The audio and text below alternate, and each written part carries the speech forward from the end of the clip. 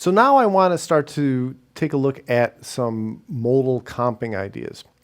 So this first idea is going to be coming out of the Dorian mode, and specifically the D Dorian mode. So D Dorian, the notes of that are D, E, F, G, A, B, C, and then back to D. Now the kind of chords that we're playing are what's known as chordal harmony.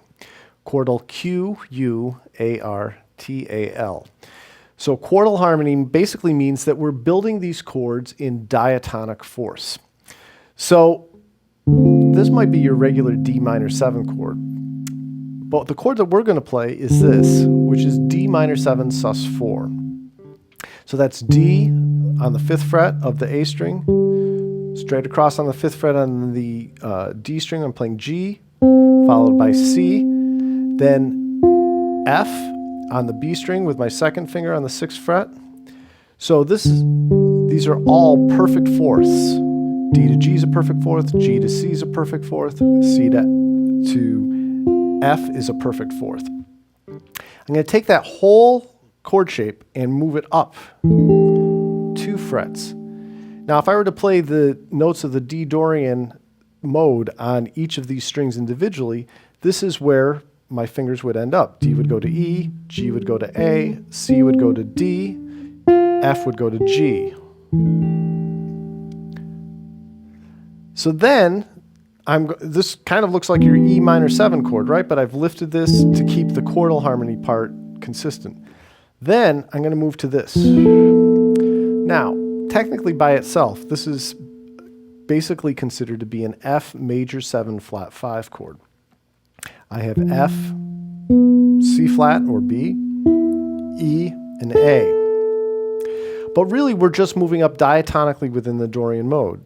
Like we said before, D moves to E to F, G moves to A to B, C moves to D to E, F moves to G to A.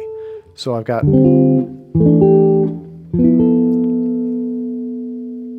And these are all built in diatonic force, moving up. So the rhythm that I have are coming in on and of 1, 1, and 2, 3, 4, and 1, 2, and 3, 4, 1, and 2, 3, 4, and 1, 2, 3, 4. Just moving through those 3 chords. This is all over a static D minor harmony. So let's check out what this would sound like with the backing track.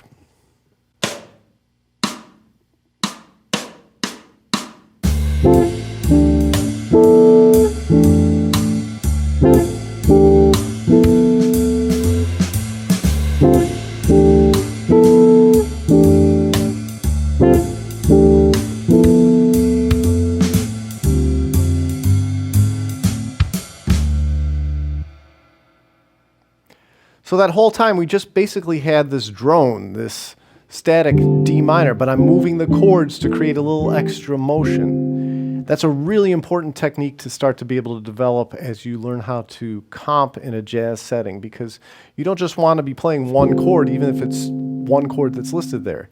It gets back to some things I was saying earlier about just because there's one chord listed doesn't mean that there are other chords you can't play. And that's part of the secret to developing a good, strong comping vocabulary.